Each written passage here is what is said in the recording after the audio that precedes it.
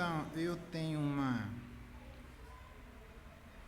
não é segredo para ninguém, uma pequena dificuldade com a mão, né? Eu perdi ainda a sensibilidade, dói um pouco a mão, já estou melhorando bastante, mas por essa razão eu estou lento para digitar, porque eu não sinto nada no dedo, um dos dedos da mão, que é o que foi prejudicado, e com isso eu fico bastante lento para poder preparar os meus estudos aqui para a igreja, tá bom? Por essa razão que eu trouxe o computador aqui, não deu tempo ainda de eu preparar como eu gosto de preparar, em termos de apresentação para mim mesmo, para os irmãos, tá bom? Hebreus capítulo 7, verso 11 em diante, a palavra de Deus diz assim: se, portanto, a perfeição houver sido mediante o sacerdócio levítico, pois nele baseado o povo recebeu a lei, que necessidade haveria ainda de que se levantasse outro sacerdote, segundo a ordem de Melquisedeque, e que não fosse contado segundo a ordem de Arão?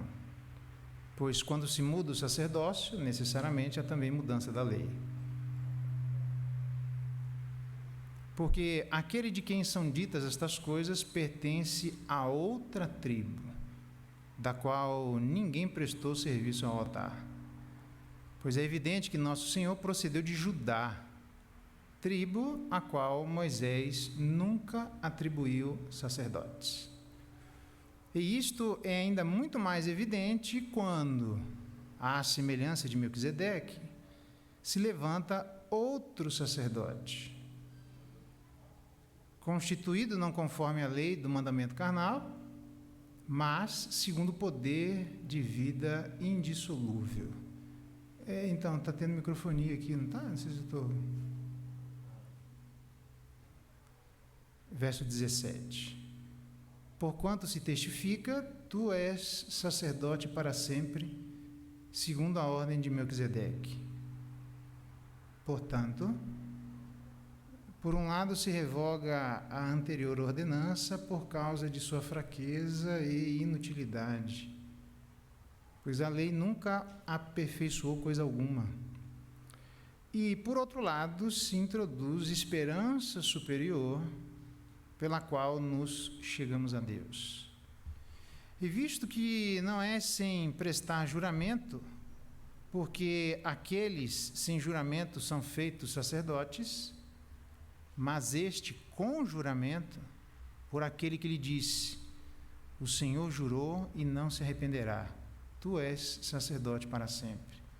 Por isso mesmo, Jesus se tem tornado fiador de superior aliança.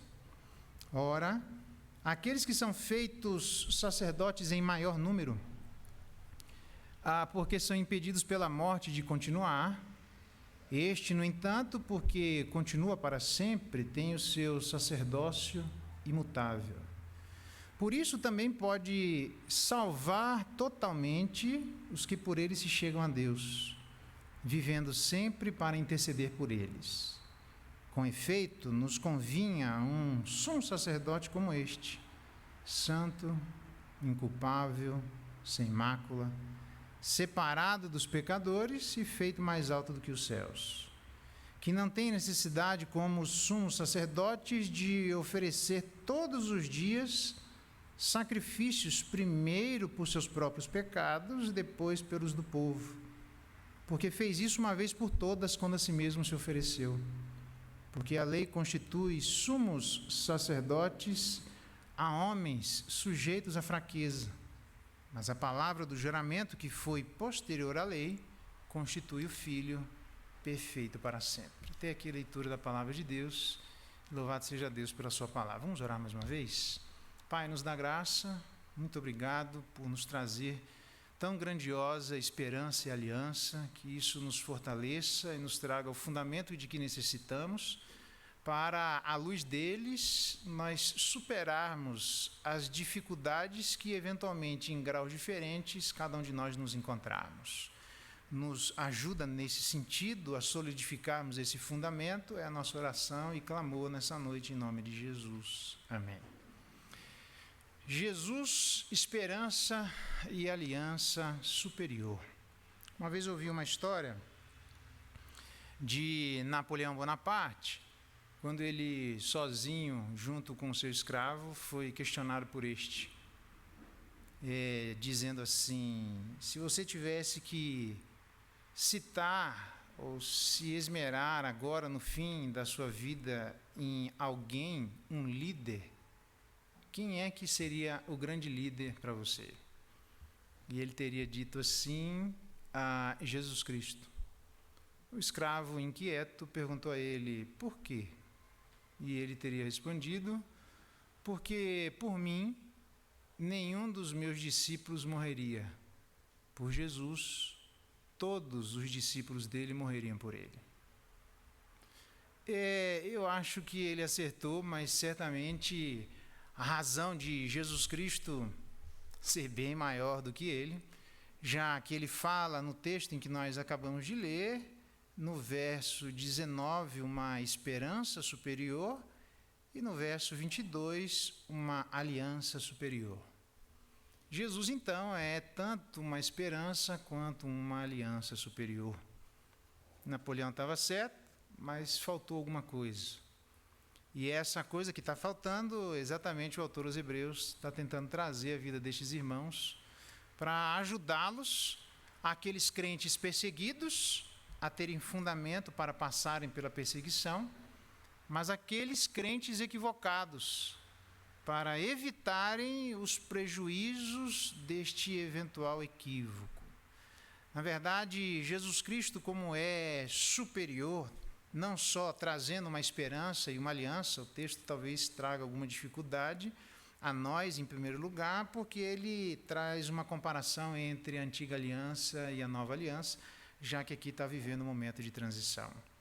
No verso 11, ele fala de uma perfeição que certamente não foi alcançada pelo sacerdócio levítico, e no verso último, verso 28, ele fala de Jesus Cristo ser perfeito para sempre. Então a grande questão é que Jesus Cristo trouxe uma perfeição que nós não encontramos em outro lugar, e que certamente nós precisávamos dessa perfeição, como ele diz aqui. Um dos grandes benefícios da perfeição, no verso 19, se introduz uma esperança superior pelo qual nos achegamos a Deus. A esperança trazida por esta perfeição encontrada exclusivamente em Jesus Cristo, ela nos aproxima de Deus. Nós precisávamos disso. Na verdade, uma vida mais próxima de Deus é a melhor esperança que qualquer um de nós pode ter na face da terra. Ninguém pode esperar mais do que isso. Perto de Deus, longe do mundo, ou perto do mundo e longe de Deus. Uma das dificuldades, talvez, seja porque no verso 11 ele diz que, segundo a ordem de Melquisedeque, e não alguém fosse contado segundo a ordem de Arão. A pergunta é: o que é que a ordem de Arão não trouxe? A ordem de Arão não trouxe várias coisas. O sacerdócio levítico, que é a da tribo de Arão, onde o caminho ainda não estava perto, estava longe. Ele entrava no Santo dos Santos, eventualmente, uma vez por ano, e não passava muito tempo lá. Certamente, eu não sei se ele tinha muita vontade de passar muito tempo lá, dado o que ele encontrava no Santo dos Santos. Ele não estava ainda, o grande sacerdote, assentado à direita de Deus. Na verdade, nem sequer havia para o povo diretamente uma vida além do véu. Aquilo que é encontrado em Jesus Cristo depois no deserto, onde o Espírito estava com ele no nascimento, o Espírito estava com ele depois na tentação, foi o grande amigo do Espírito Santo, Jesus Cristo. O que aconteceu com Jesus Cristo foi um prelúdio do que ia acontecer com a igreja posteriormente. Jesus Cristo, o grande homem do Espírito, é aquele que, quando cheio do Espírito de Deus, começa a expulsar os demônios, onde uma das primeiras expulsões É aquele que, quem é seu nome? Uma legião, porque somos muitos, e nós sabemos que uma legião era aproximadamente 6.000 soldados. Aquele homem provavelmente estava possesso de 6.000 demônios ou alguma coisa próximo disso. Era muito demônio. Nem aqueles 6.000 demônios conseguiram, ou milhares de demônios, conseguiram evitar ou resistir à palavra do novo general que nasceu. Nasceu porque no nascimento dele tinha uma miríade de anjos. Uma miríade de anjos porque era um exército de anjos, do qual agora Jesus Cristo, sendo testemunhado o nascimento de um novo rei, através de um exército de anjos, que a única diferença é que eles não fizeram absolutamente nada, porque o novo general não mandou eles fazerem nada. Porque lá, quando ele vai para ser morto, ele diz à vida de Pedro: se eu quisesse, eu mandava uma legião de anjos e acabava com a raça desse negócio, mas eu não quero. E o Salmo diz que seja feita a tua vontade, assim na terra, como a tua vontade é feita no céu. E o Salmo 103 fala que a vontade de Deus é executada de maneira absolutamente perfeita pelos anjos. Então os anjos obedecem perfeitamente à vontade de Deus, e quando o general nasce testemunhado por uma miríade de anjos que absolutamente ficam testemunhando, mas em silêncio. Nascimento, um evento cósmico de um novo rei que havia nascido, Jesus Cristo é o seu nome. E à medida agora que ele vai executando a sua tarefa para contrapor aquilo que o Adão não fez no jardim, mas ele fez no deserto, para contrapor aquilo que os nossos irmãos no passado não fizeram no deserto, e diz o texto de Isaías 63 que eles entristeceram o Espírito de Deus que lá estava, e agora o Espírito de Deus, ele mesmo pelejou contra o povo e morreu todo mundo, porque pelejar contra o Espírito de Deus é derrota na certa. O Espírito de Deus agora está com Jesus Cristo, e Jesus Cristo, junto do Espírito de Deus, capacitado pelo Espírito de Deus, expulsa o demônio, ainda que seja uma legião de anjos, milhares de anjos, e eles não conseguem literalmente oferecer, melhor dizendo, resistência a esse novo general. Diz o texto que o próprio Satanás vai até Jesus Cristo, o general dos demônios vai até Jesus Cristo, e diz Jesus Cristo que ele bateu em retirada, porque Jesus Cristo disse: arreda-te de mim, ainda que em ocasião oportuna nem mesmo o general dos anjos malignos foi capaz de resistir à palavra de Jesus Cristo, porque se Satanás era valente, Jesus é mais valente do que ele. Então agora Jesus Cristo morre e vai assunto aos céus, e sendo assunto aos céus, semelhantemente a Moisés, lá no passado, que subiu no monte e conversou com Deus, o homem do Espírito, do qual Isaías 63 faz menção, sai com as tábuas da lei e desce para conversar com o povo, e o povo pergunta: onde é que está aquele homem que o Espírito de Deus estava com ele? Deus com o seu Espírito estava com Moisés, Deus com o seu Espírito estava com Jesus. O povo entristeceu o Espírito no passado, mas agora no novo deserto ele alegra o Espírito Santo, e é por isso que é para a gente fazer não o que os nossos irmãos no primeiro deserto fizeram, mas o que o nosso irmão mais velho fez no segundo deserto.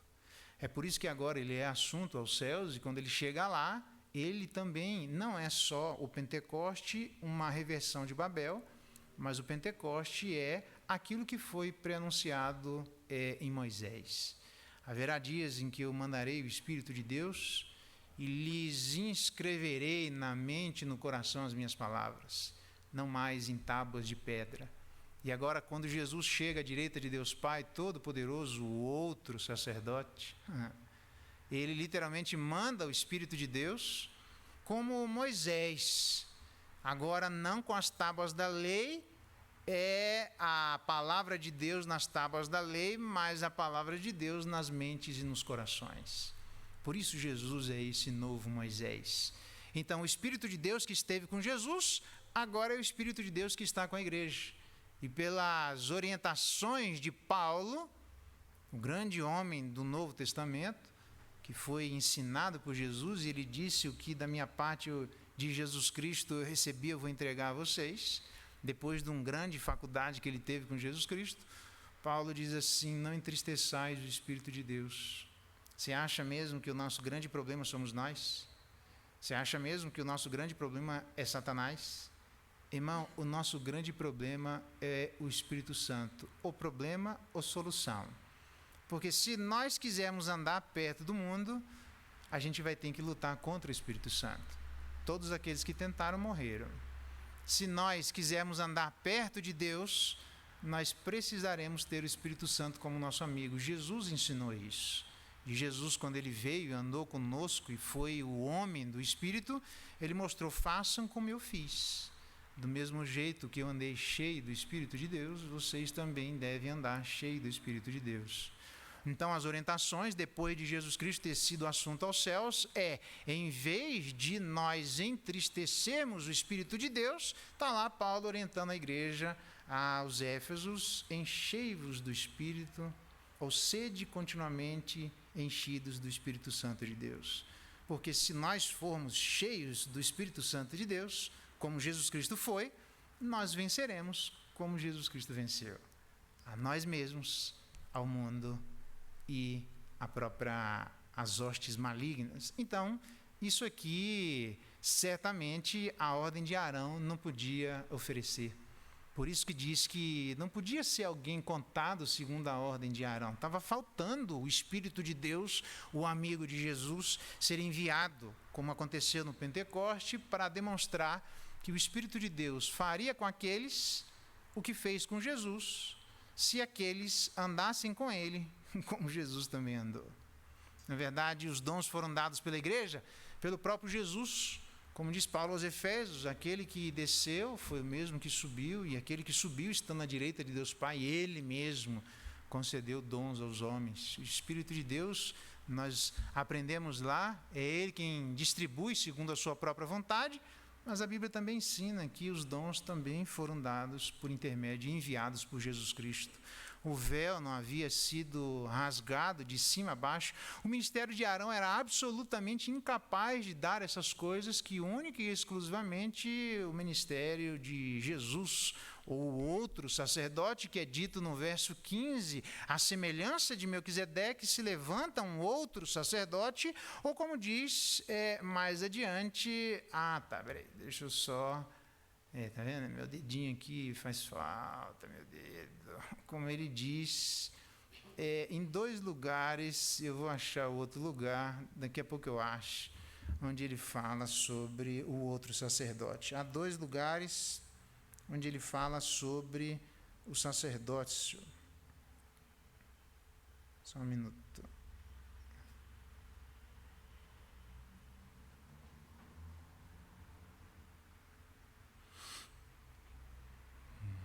Isso.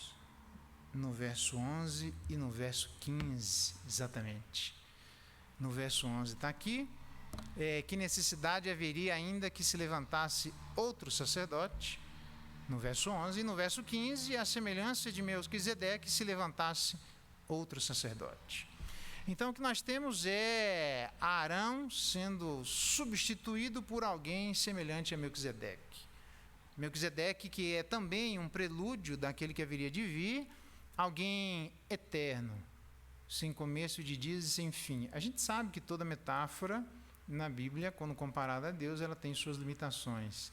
A gente sabe que Melquisedeque é um ser humano que teve começo e que teve fim. Mas como ele aparece, não é registrado o começo e o fim, isso é uma demonstração de que Jesus Cristo não tem começo e nem fim. Então, Cristo é absolutamente superior a Arão, porque em Arão e no sacerdócio de Arão, tudo aquilo que havia sido predito foi cumprido. Então, Jesus Cristo é o nosso Arão. Mas, penso eu que talvez essa seja uma das dificuldades da igreja, que olha para a cruz, mas não olha para o trono. Porque Cristo também é o nosso Melquisedeque. Melquisedeque é um prelúdio daquilo que Jesus Cristo haveria de ser. Jesus Cristo, certamente sendo superior a Melquisedeque, ele é alguém que se encontra operando em nós no trono de Deus. Na verdade, a obra da redenção, ela foi operada em fraqueza, no corpo e na carne, mas transmitida a nós em poder no novo corpo e na nova carne. Então, ela começa no céu, na terra, mas ela termina no céu. Então, nós deveríamos olhar para a cruz como um lugar que paga os nossos pecados, mas deveríamos olhar para a ressurreição e ascensão para um lugar que nos dá poder para superar os nossos pecados. Talvez a igreja tenha uma dificuldade porque ela olhe para a cruz e não olha para o trono. Na verdade, na cruz, no sacerdócio representado em Arão, e o trono no sacerdócio representado em Melquisedeque. Na cruz nós temos o perdão de pecados, no trono nós temos o poder sobre o pecado. Na cruz nós temos a libertação através do sangue que foi derramado, e no trono nós temos o descanso de Deus e a vitória de alguém que governa à direita de Deus. Na cruz nós temos a expiação e a aceitação, e no trono nós temos o descanso e o poder que precisamos. Na cruz nós temos o Cristo crucificado, e no trono nós temos o Cristo exaltado. Jesus, então, é este outro sacerdote que tem condições de trazer uma perfeição que a antiga lei não tinha condições de trazer, até porque nem era o objetivo dela. Na verdade, o objetivo da lei é apenas demonstrar quem nós somos, nem purificar quem nós somos. Na verdade, a lei ela tem a capacidade de exigir, mas não tem a capacidade de doar. Não que eu esteja sendo dispensacionalista, onde imaginando que no Antigo Testamento as pessoas eram salvas de maneira diferente do que no Novo Testamento. Não eram. Mas o que nós temos é que este sacerdócio precisava ser trocado devido à sua fragilidade. Fragilidade porque não encontrava nestes sacerdotes aquilo que encontrou especificamente no outro sacerdote. Na verdade, ele diz que a razão para ele trazer essa perfeição está aí no verso 16, constituído não conforme a lei de mandamento carnal, mas segundo o poder de vida indissolúvel, a indissolubilidade da vida. Se refere à vida incessante, não para um minuto sequer, uma continuidade ininterrupta. Ele vive desde agora e para sempre. Aí certamente ela não se refere única e exclusivamente a isso. É interessante que a palavra para sempre não quer dizer que é alguém que vai só viver. Ela aparece pelo menos na carta aos Hebreus 17 vezes, demonstrando que para sempre é alguma coisa muito importante. A lei, já que ela só pode exigir, mas ela não pode produzir, então ela exige vida, mas ela não produz vida. Quem produz vida é o próprio Cristo, aquele que tem a vida indissolúvel. Não é só porque ele vive para sempre numa vida ininterrupta, mas através da operação que ele agora atua na vida da igreja, neste que tem vida em si mesmo, tudo que ele faz e sempre fez é fruto dessa indissolubilidade da vida. E é por isso que ele que tem vida indissolúvel, que ela não cessa, ela não se esvai, ele é a origem de toda a vida e nem a morte pôde sequer conter a vida de Jesus Cristo. E é por isso que agora ele, exaltado, operando na sua igreja, ele dá à sua igreja aquilo que ela precisa para superar as suas dificuldades. Lembra? Ele está falando com pessoas que precisam de coragem, pessoas que precisam de renovação de esperança, pessoas que precisam colocar a sua fé no lugar certo, porque colocar a sua fé no sacerdócio levítico, advindo de Arão, certamente não era trazer sobre a vida da igreja o fundamento que traria a ela a esperança de que ela precisava. Então, nesse sentido, só o sacerdote para sempre, em cada uma das suas obras que é realizada, ela é realizada no poder dessa vida indissolúvel. Talvez muitos olhem, por incrível que pareça, até parece heresia, mas não é. Talvez muitos olhem para a cruz e esqueçam de olhar para o trono. Porque aquele que esteve na cruz não está mais. Ele está no trono, governando todas as coisas, de onde de lá ele dá tudo aquilo que eu e você precisamos. O desafio é óbvio. Olhem para o trono. Aquele que vai dar uma esperança superior, e, obviamente, em uma aliança superior. Mas não só por causa da indissolubilidade, não só por causa da sua eternidade, mas também tudo isso foi constituído de maneira absolutamente diferente, onde não haverá mais transitoriedade, onde coloca que Melquisedeque foi colocado por juramento, no verso 20, não é sem prestar juramento, porque aqueles, os sacerdotes da ordem de Arão, eles eram constituídos única e exclusivamente através de genealogia, bastava ser filho de sacerdote que ele seria sacerdote.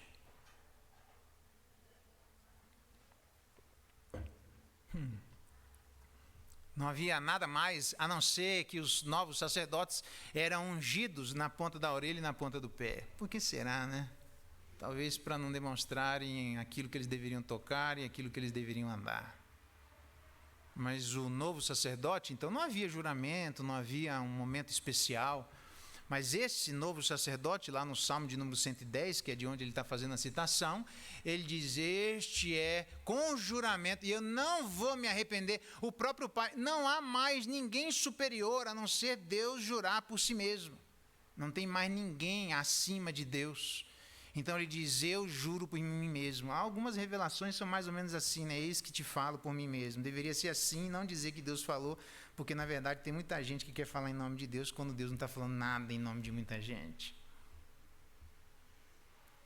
Mas Deus diz, eis que eu te digo de mim mesmo. Ele tem poder, porque não tem mais ninguém acima dele. Então, em um juramento, as coisas cessariam e acabaria toda a contenda. Então, para acabar a contenda, Deus diz assim, desde lá do Antigo Testamento, uma nova ordem de sacerdote vai surgir. Eu juro por mim mesmo que eu estabelecerei um novo sacerdote. E eu não vou me arrepender. E o novo sacerdote foi estabelecido neste novo juramento e Deus, de fato, não se arrependeu.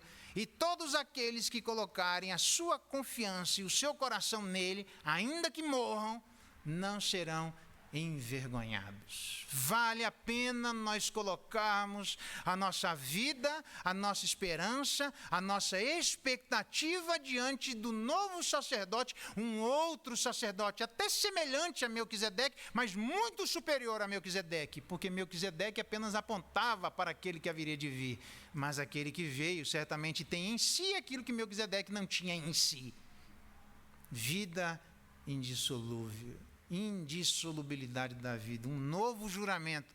Então ele está dizendo, a antiga lei cessou, não há mais necessidade de oferecer sacrifícios e tudo aquilo que a lei cerimonial trazia, porque toda a nossa fé deve ser depositada única e exclusivamente em Jesus Cristo. É impressionante como a igreja sempre teve e sempre vai aparecer gente inventando moda, inventando coisas para serem colocadas em Jesus e mais alguma coisa. É Jesus e mais nada, irmãos. É Jesus e mais ninguém. O único defeito, talvez, da igreja protestante é olhar, entre aspas, tá? É olhar, talvez ajude as palavras assim, exclusivamente para a cruz e não também para o trono. Nós somos chamados a olhar para os dois. Até porque se Jesus Cristo não tivesse ressuscitado, significa que a oferta dele não teria sido aceita. Como ele ressuscitou, a oferta dele por nós foi aceita, então nós olhamos para trás e encontramos aceitação. E nós olhamos para frente e encontramos empoderamento.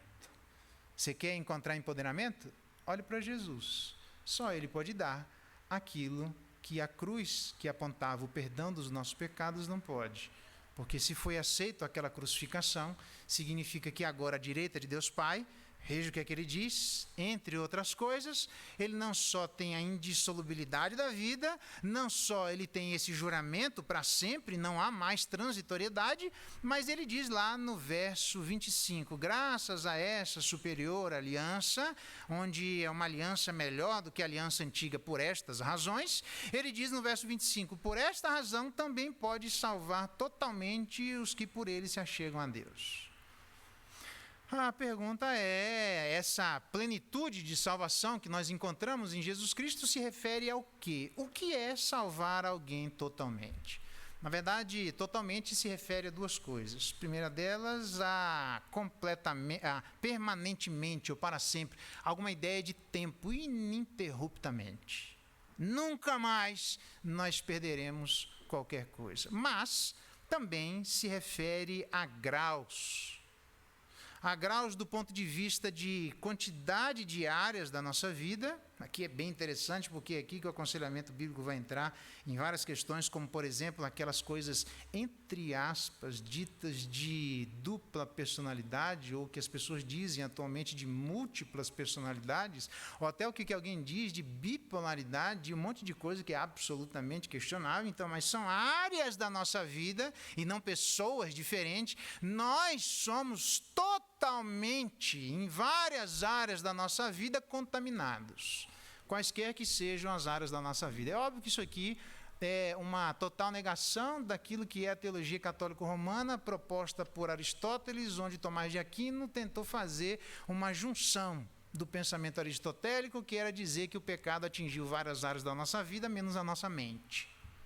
É daí que vem toda a teologia neopentecostal, arminiana, os teólogos, os frioilistas, teólogos da abertura de Deus e assim por diante.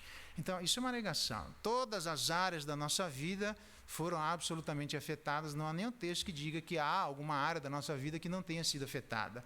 Uma pergunta bem simples para a gente testar é: alguém que não tem Cristo é vivo ou morto espiritual? Não tem zumbi, tá, irmãos? Ou está vivo ou está morto. Simples assim.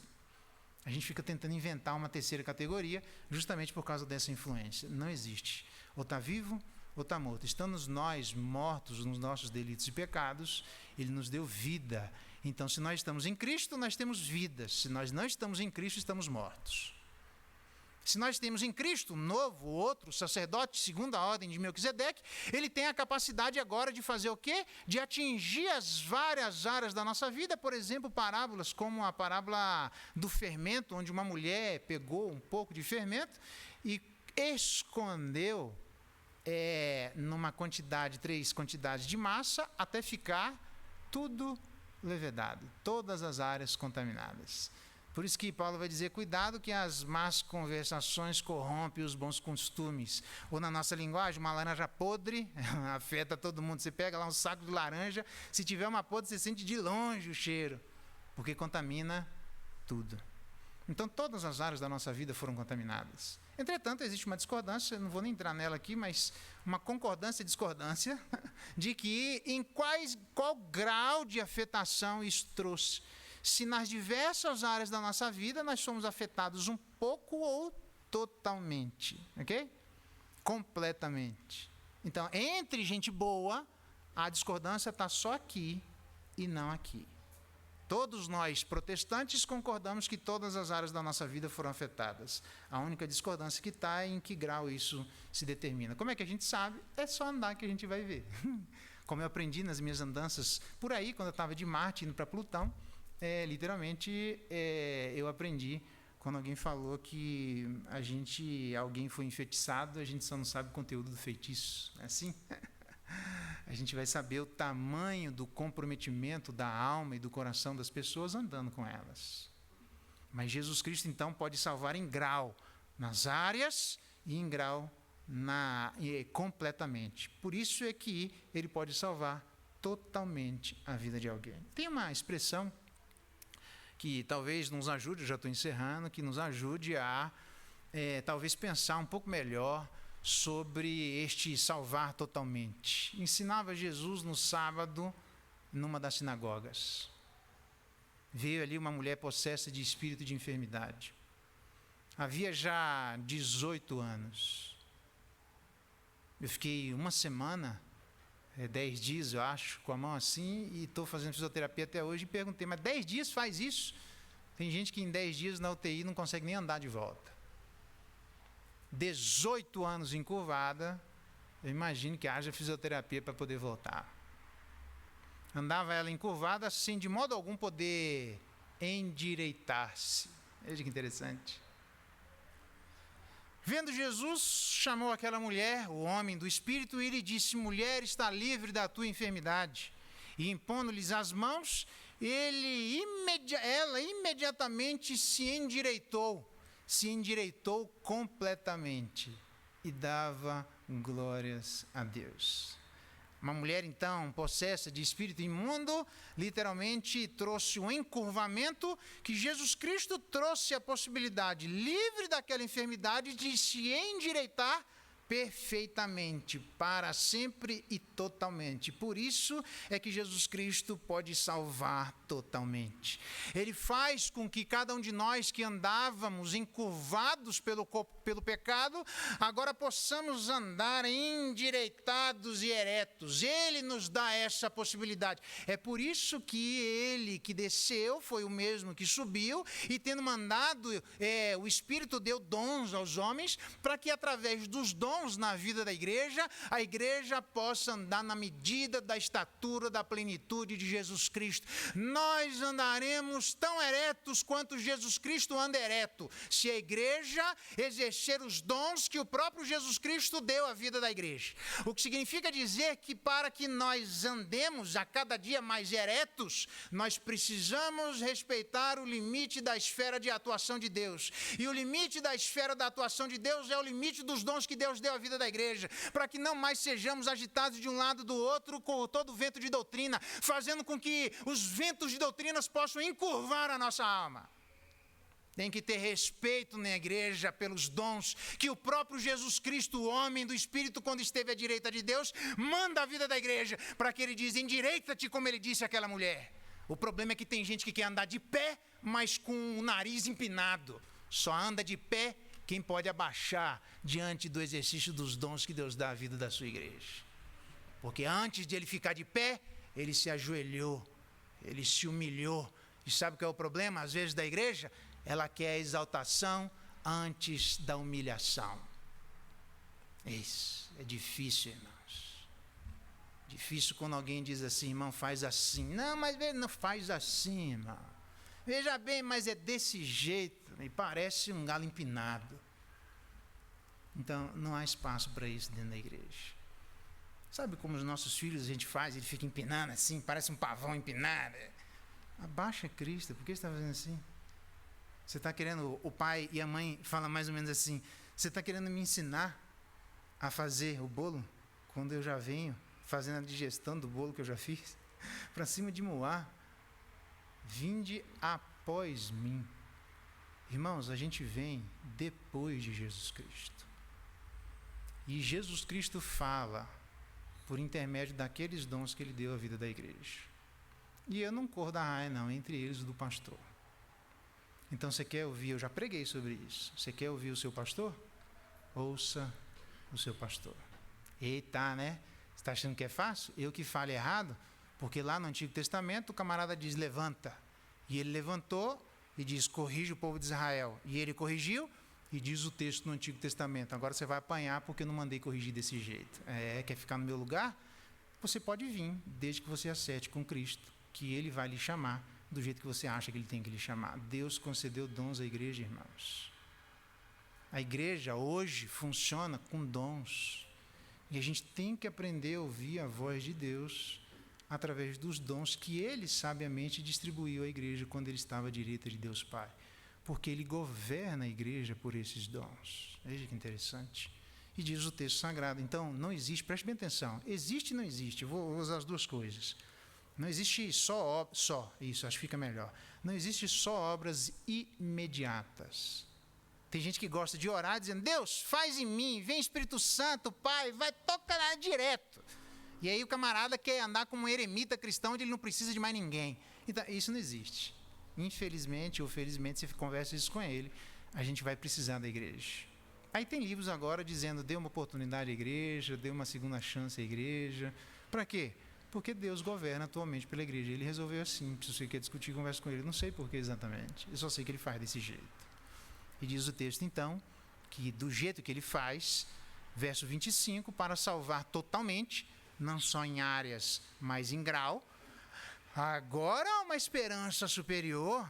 Por que o Geraldo pode ser diferente, o Marconi pode ser diferente, você pode ser diferente? Porque nós podemos ser diferentes, porque tem alguém que pode alcançar áreas que nós não alcançamos e tem alguém que pode dar plenitude que nós não encontramos em outro lugar. Esse alguém é Jesus Cristo.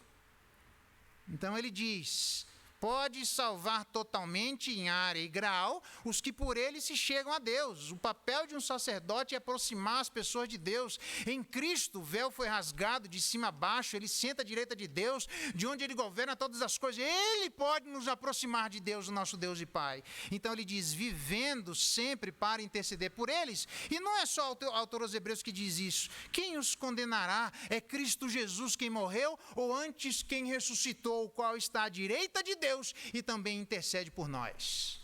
Você já pensou, você está pensando mesmo em que nós... Isso para mim é de uma pifiedade enorme, onde as pessoas dizem, nós queremos uma oração forte. Você quer mais oração forte do que aquele que anda do lado direito de Deus? Eu nem sei onde é do lado direito de Deus, a não ser que eu sei que é do lado direito, mas não sei onde é, irmãos.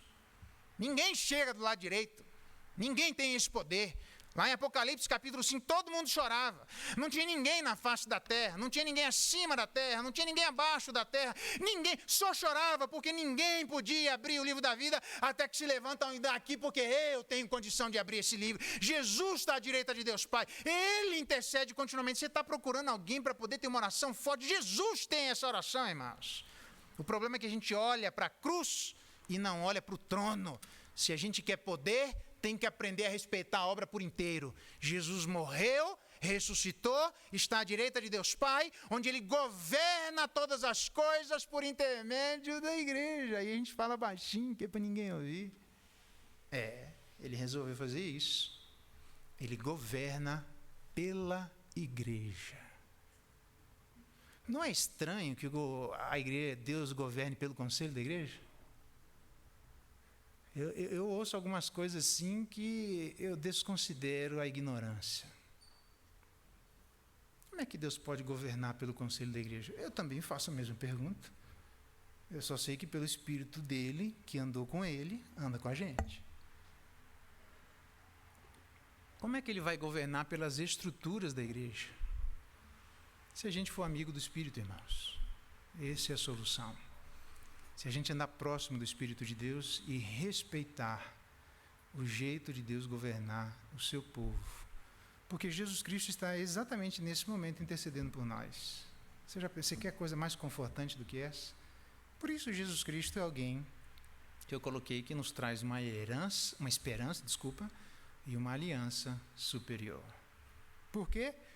Porque, entre outras coisas, existe nele a indissolubilidade da vida, existe nele a não transitoriedade da aliança, existe nele um juramento, Deus jurando por si mesmo. Mano, você tem noção do que é isso? Deus jurando por si mesmo, dizendo, vai ser desse jeito. E foi, e continua sendo. E além disso, da plenitude da salvação, onde o que nós precisamos em áreas e graus, nós encontraremos exclusivamente em Jesus Cristo, o homem do Espírito, que dá à sua igreja aquilo que a sua igreja precisa. É por isso que ele disse no verso 11, perfeição. A gente não encontra em ninguém, a não ser nele, e é por isso que diz no finalzinho, constitui o Filho perfeito para sempre. Sabe como é que eu quero terminar? Perfeito. Jesus Cristo? Perfeito. Eu não sei onde você tem colocado a sua esperança, eu não sei em que a gente espera que as pessoas mudem, e eu não sei qual é o método que nós queremos usar, mas eu sei qual é o método que nós não podemos desprezar. Nem o Espírito Santo e nem a igreja. Cuidado com isso. Se colocar contra o Espírito Santo, todo mundo morreu no deserto. Mas um foi contra todo mundo que foi contra ele e ganhou. Se colocar contra a igreja, é se colocar contra o próprio Jesus Cristo, que trabalha no seu povo por intermédio dos dons que ele mesmo, com poder, disse, desce Espírito Santo e distribui os dons na igreja. E agora você quer mesmo andar à parte do governo de Deus sobre a igreja? Deus em Cristo governa seu povo exclusivamente por intermédio da sua igreja, que se manifesta através dos exercícios dos dons que ele mesmo deu à sua igreja. Cuidado quando você se coloca contra a igreja de Jesus Cristo, ou contra dons, sem alguma justificativa plausível. Você pode estar tentando lutar contra o próprio Espírito de Deus ou contra o próprio Jesus Cristo. Vamos orar? Pedir que Deus nos abençoe e nos dê então essa esperança superior, nessa aliança superior. Vamos ficar de pé.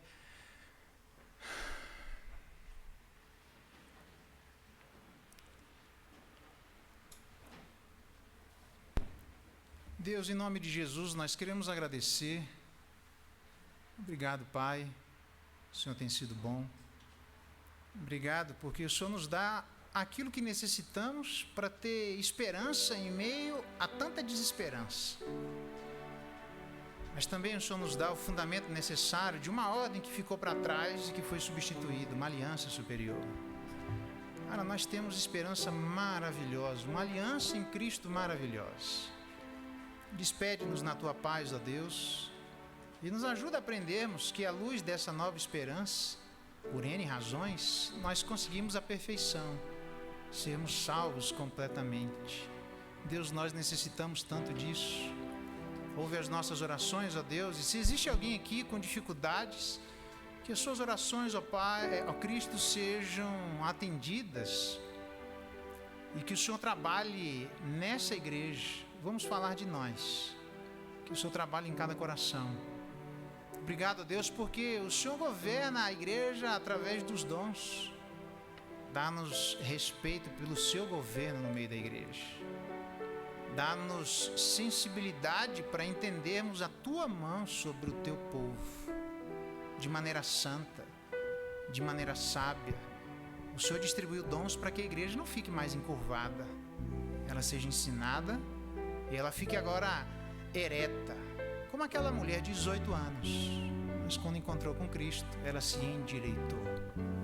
Muitos de nós precisamos de endireitamento, até onde nós não sabemos.